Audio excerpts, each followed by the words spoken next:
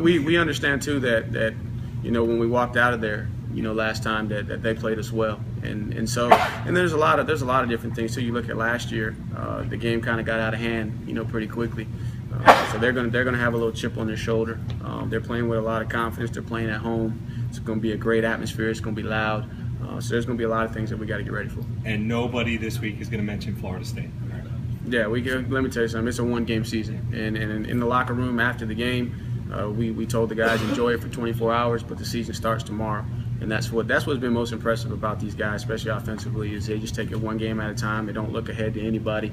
That game will take care of itself. But the most important game is our goal is to win the division, and this is the division game. So we gotta, we can't overlook anybody on our schedule, and we understand that everybody's going to be coming with their best, and anybody in our league is capable of beating us. So we got to focus on this week and this week only. So you saw what happened at Georgia Tech last week.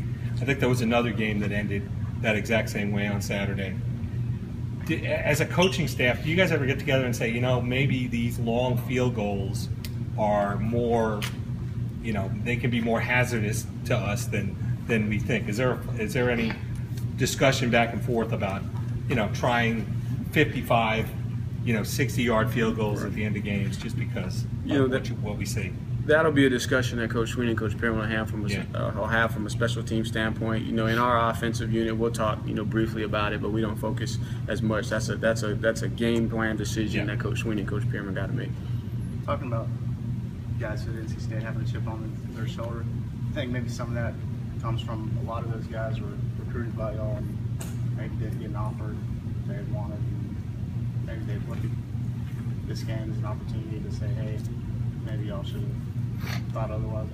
Well, and I think it goes even deeper than that. That NC State is a very good football school. Yeah.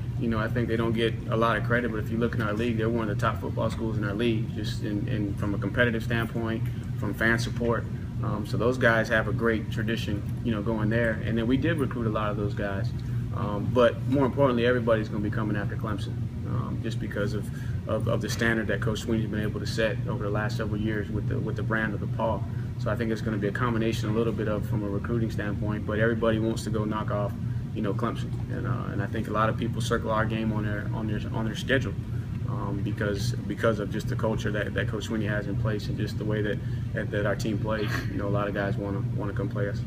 NC State is ranked third nationally in total defense. What stands out about that's enabled them to have success?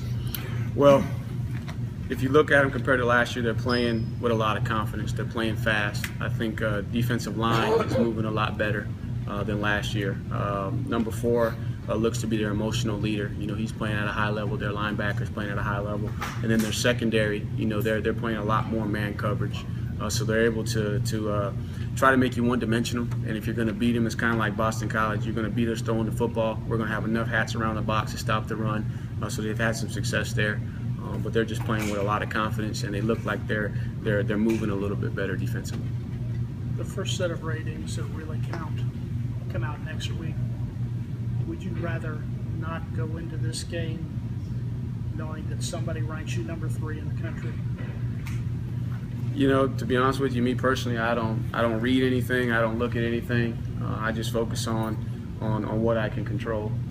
Because some people are gonna like it, some people are not gonna like it. But the big thing for us is we can't worry about that. We got to make Monday, Tuesday, Wednesday, because that's why we've been successful, because of our approach and the way that we prepare. And all that stuff is for the media to talk about and speculate. But for us, we tell our guys it doesn't matter until the end of December, where we're ranked. That's when we'll focus on ranking. But right now, we got a great opportunity to go, challenge for a division championship and get ourselves into the ACC championship, and that's what we're focused on. So, but yet it's still a challenge to reel your kids back in, because they read and they hear those things. Right, and I think all those guys find motivation in different ways. It'll be talked about in terms of, hey, this is what it is, this is where we're ranked, because obviously they're going to be reading about it. But in terms of having an opinion on where we should be, we're not worried about that. We're just worried about preparing with purpose the way that we do, and if we take care of our business, then we'll have an opportunity in the end.